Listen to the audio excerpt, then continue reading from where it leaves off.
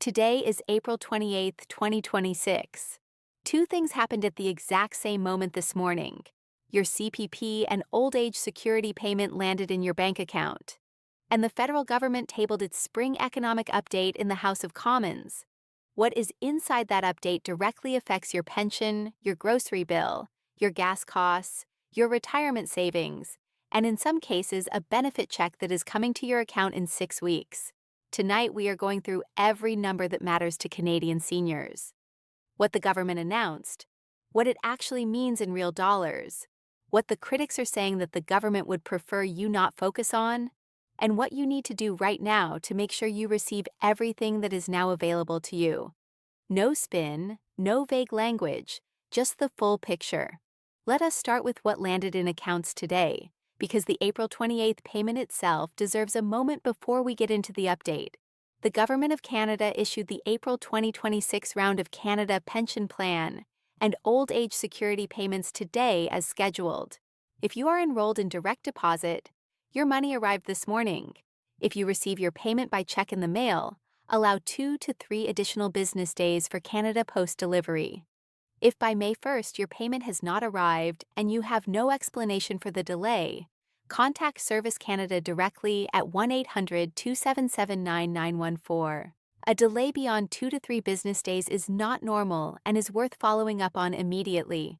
Now let us get into the spring economic update, because this is where the significant news for Canadian seniors sits today. Finance Minister François-Philippe Champagne tabled the spring economic update in the House of Commons this afternoon. The headline fiscal number, the federal deficit for the fiscal year that just ended, April 2025 through March 2026, came in significantly lower than what was originally projected. The fall budget had forecast a deficit of $78.3 billion. The government's own fiscal monitor, tracking the first 11 months of spending, showed only $25.5 billion spent, and even accounting for a typical March surge in departmental spending, the final deficit landed well below the original projection.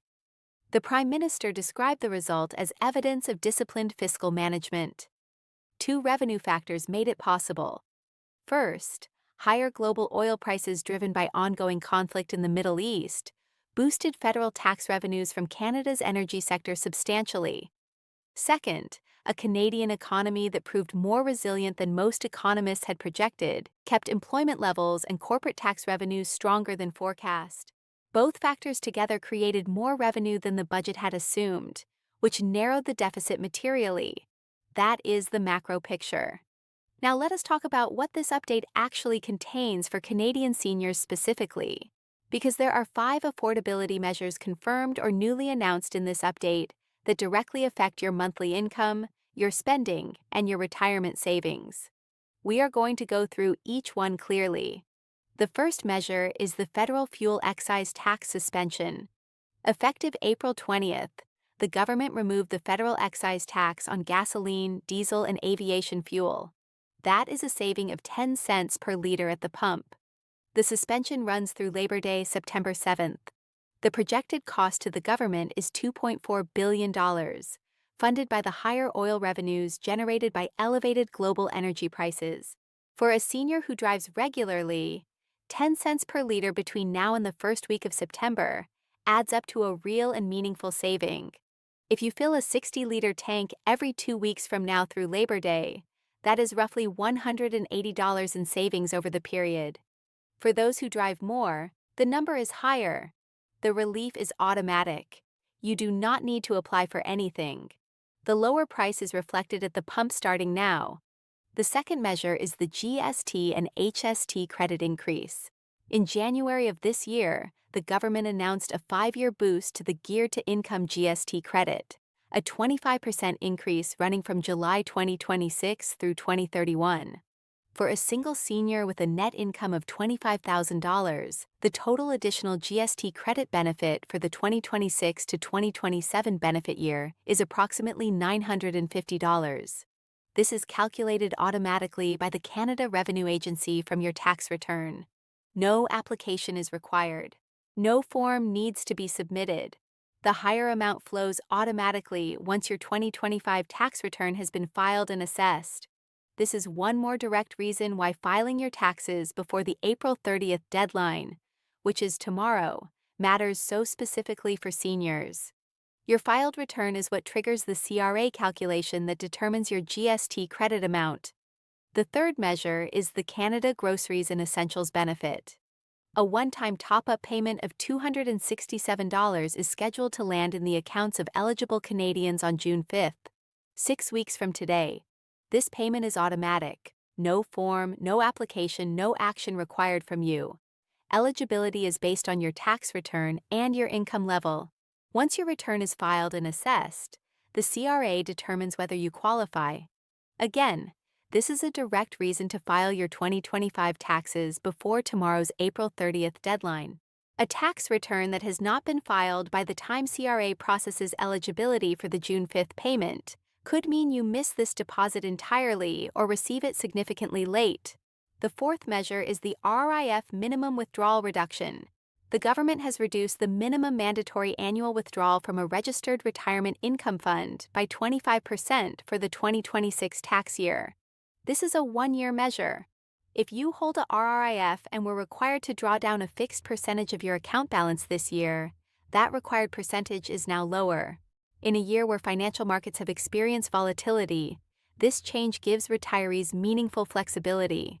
Instead of being forced to withdraw more than necessary at a time when markets may be suppressed, and therefore selling investments at lower prices, you now have the option to leave more money inside the RRIF to recover over time.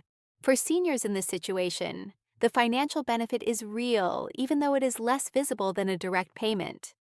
The ability to avoid forced selling in a down market is a material protection that improves the long-term value of your retirement savings.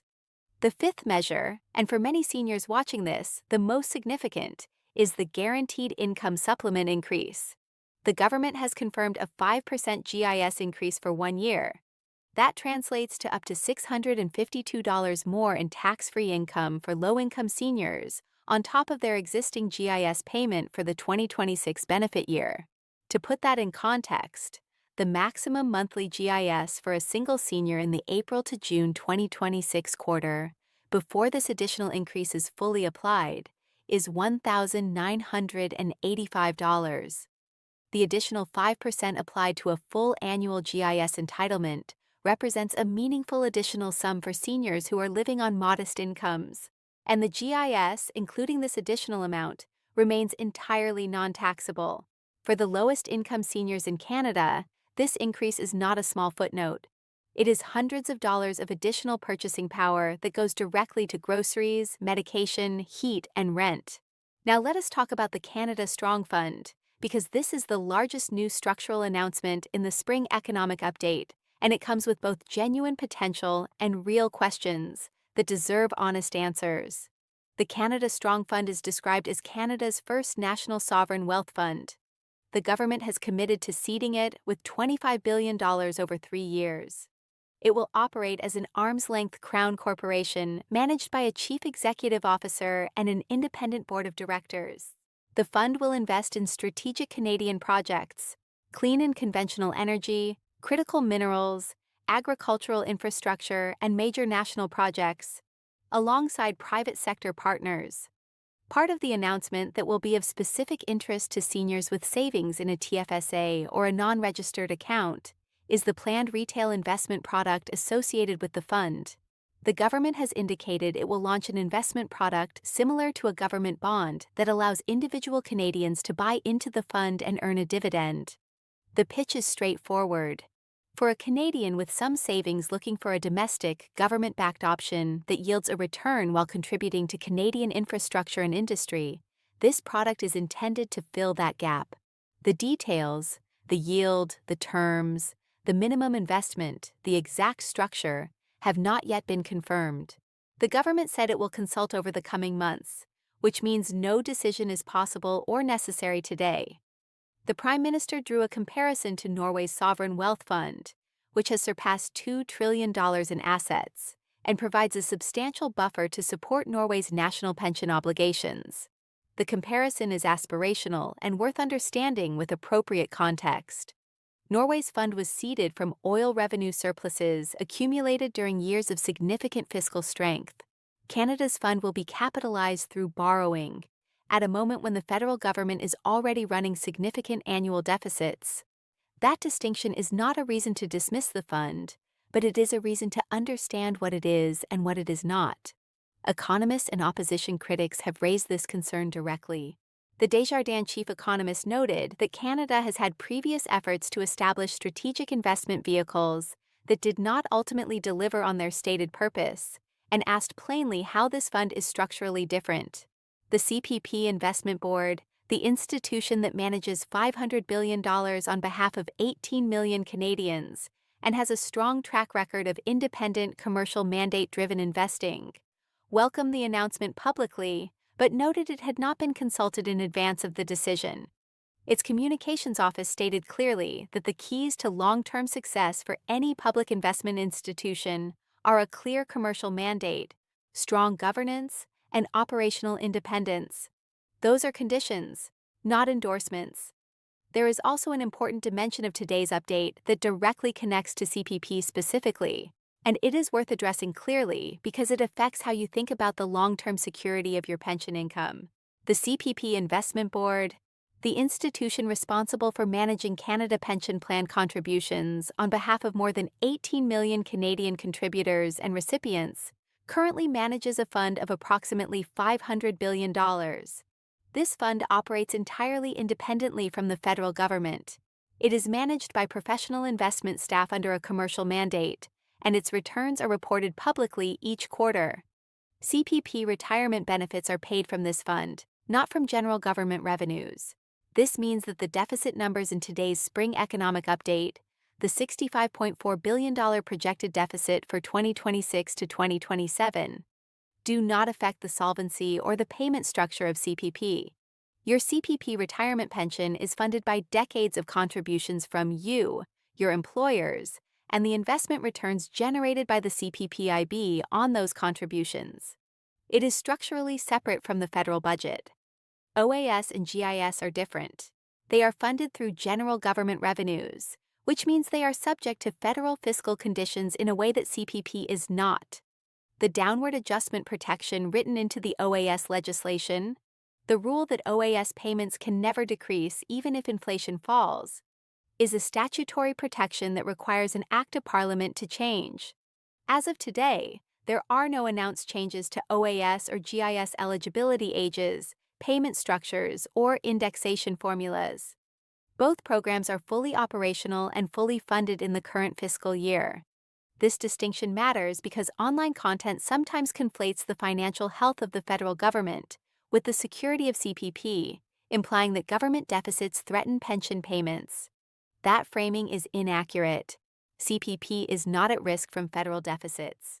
OAS and GIS depend on government revenues, but they are protected by legislation and have been continuously paid for decades through periods of far larger fiscal strain than Canada is currently experiencing.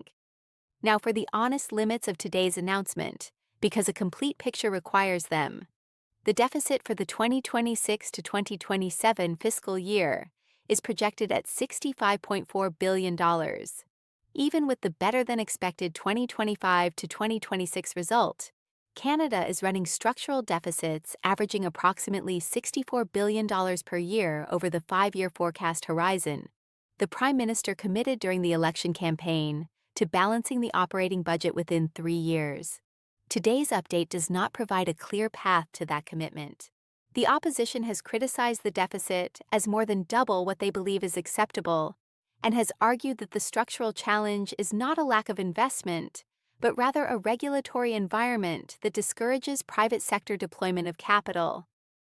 The RRF minimum withdrawal reduction and the 5% GIS increase are both described as one-year measures.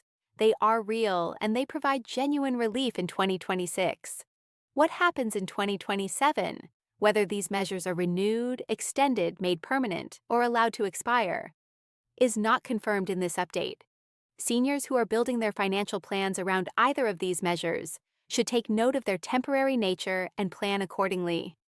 The retail investment product tied to the Canada Strong Fund does not yet have enough confirmed detail for any investment decision to be made. The governance structure, the specific investment mandate, the the projected yield, and the terms of the product will not be available for months. For a senior considering whether this product belongs in a TFSA or a non-registered account, the honest answer today is that the decision cannot and should not be made yet. Watch for the details as they are released. No opportunity is being missed by waiting. One more topic from today's update that deserves attention for seniors specifically is the interaction between the RRIF withdrawal reduction and the OAS clawback.